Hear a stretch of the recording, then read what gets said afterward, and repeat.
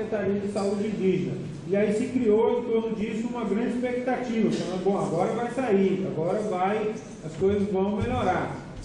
Mas, infelizmente, a primeira ação do governo nessa Secretaria de Saúde Indígena foi de mais uma vez fazer convênio para contratar organizações para fazer a prestação do serviço. A gente entende que uma ação, um serviço que tem que ser prestado pelo Estado, tem que ser prestado por funcionários públicos, por pessoas concursadas que têm as obrigações, os deveres de servidores, têm as vantagens, as prerrogativas que o servidor público tem, que são melhores do que esses servidores terceirizados, mas também tem as suas obrigações, os seus deveres. Como foi falado ali no vídeo, quer dizer, essa pessoa que é contratada pela organização não governamental, ou pelas prefeituras, é um contrato precário, um contrato que não é admitido pelo governo em outras esferas. Se alguém quiser fazer esse tipo de contrato na sua empresa, no seu trabalho, o governo vai lá e multa, porque é proibido fazer esse tipo de contrato. Mas para ele, o governo faz. Forma de contratação, ela é ilegal, além de não atender às necessidades. Nós entramos ainda no ano de 2009 com uma ação civil pública para pedir que a Justiça determinasse a União e a FUNASA, na época, que fizesse que interrompesse, que anulasse esses contratos, essas contratações, esses convênios, e obrigasse a União, no prazo de até 6 meses, fazer os concursos para que houvesse profissionais próprios da saúde para assumir essas tarefas. Infelizmente, até hoje a Justiça não julgou esse processo, está tramitando aí até hoje. Matheus, sou defensor público federal, membro da Defensoria Pública da União. Foi esse órgão criado com a Constituição de 88, porém, infelizmente, só implantado em 1995 em caráter emergencial. Então, o resultado disso é hoje 480 defensores no Brasil e 3 no estado do Tocantins. Eu digo isso para mostrar que, infelizmente, ainda estamos engatinhando na questão dos direitos indígenas. Funcionários públicos, mas a maioria dos funcionários públicos que trabalham com indígenas não respeitam, de fato, a cultura indígena. A gente sente nojo, eles não gostam, eles têm preconceito de trabalhar com a gente. Porque assim, os órgãos indigenistas no Brasil, assim, todos eles são desmantelados, mas o nosso ainda mais, e é um grande cabide de emprego, porque são os órgãos que menos tiveram concurso público em todo o país. Então é tudo aquele emprego mesmo que vai indicando, e as pessoas que querem fazer um trabalho sério, se você for pesquisar, você vai ver que eles são perseguidos, as pessoas que se posicionam ao lado dos indígenas são perseguidos pelos próprios administradores.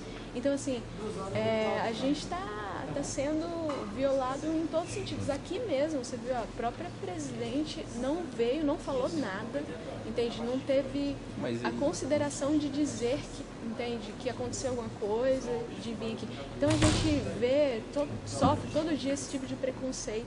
A Constituição de 38, ela prevê o princípio da universalidade e integralidade do serviço de saúde. Universal para todos, integral, ou seja, tem que cobrir todos os eventos necessários. Tem a Convenção 169 da OIT. Essa é uma convenção internacional que o Brasil aderiu e depois virou um decreto, né? O que é que diz o artigo 6º? Letra A. É direito e obrigação do governo consultar os povos interessados, indígenas, né? Mediante procedimentos apropriados e particularmente através de suas instituições representativas. Esse é o caso que eu contei, que a Corte Interamericana de Direitos Humanos anulou uma política pública de saúde também, num país vizinho nosso aqui da América do Sul, em que eles foram lá escutar os índios. Só que escutou, meio gato pingado ali, foi embora. Então, desrespeitou esse comando constitucional, que é um direito fundamental.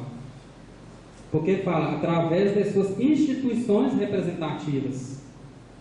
Quem é o poder de mando na comunidade? É um grupo de 10 índios? Então escute todos, faça reunião com eles. Põe deliberação com eles. Não é simplesmente sair pegando os índios, alguns índios picados assim, e sair escutando eles, não.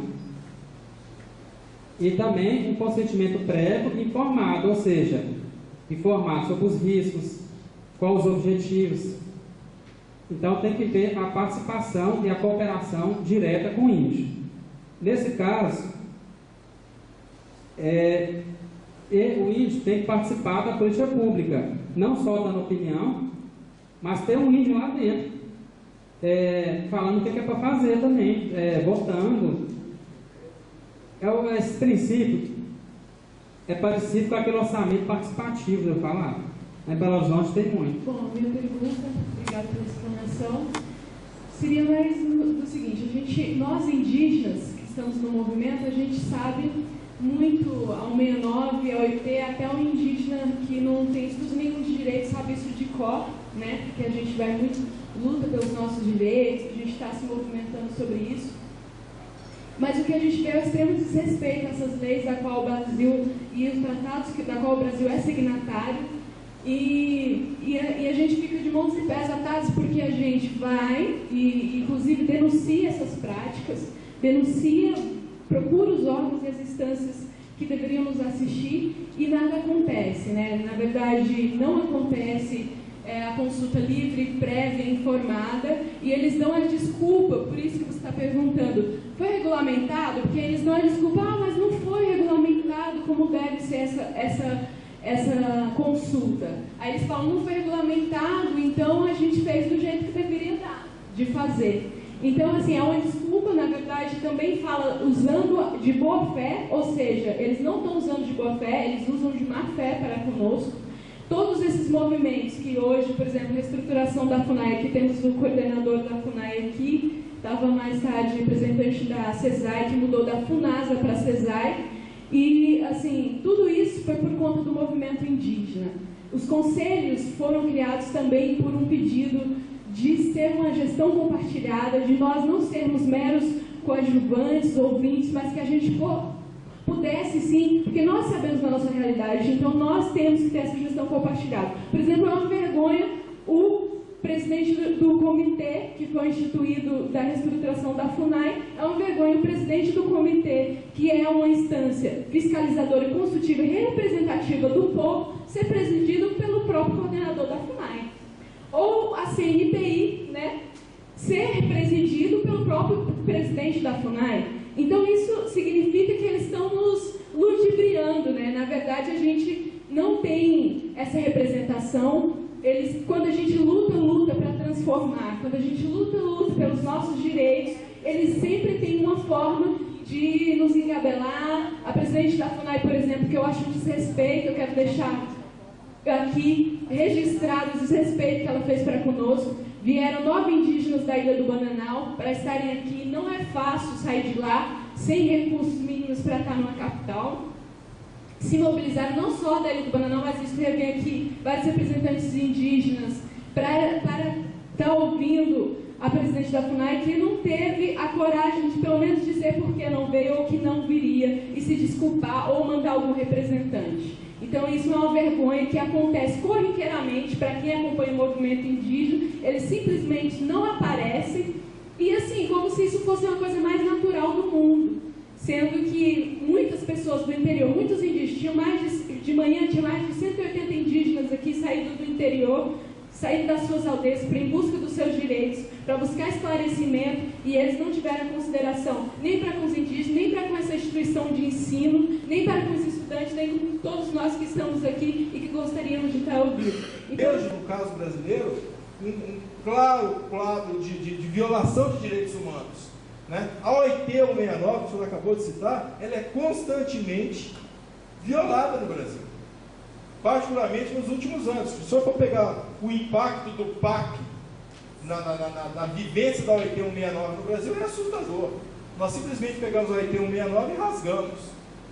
né? Quando a gente pensa nesses grandes empreendimentos, como funcionam os procedimentos de licenciamento ambiental, como os órgãos ambientais foram retalhados nos últimos anos para promover, para facilitar esses empreendimentos desenvolvimentistas. Tá?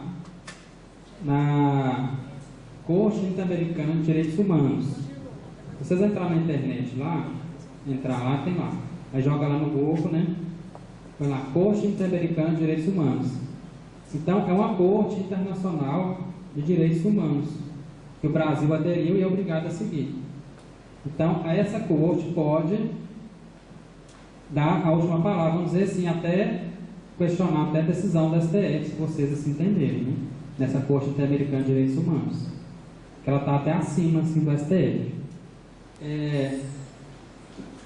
Essas normas são normas fundamentais dos indígenas.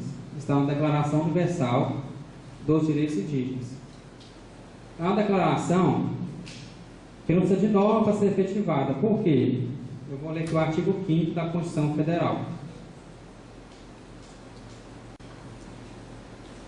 Os direitos e garantias expressos nesta Constituição, artigo 5º, parágrafo 2º, não excluem outros decorrentes do regime e dos princípios por ela adotados.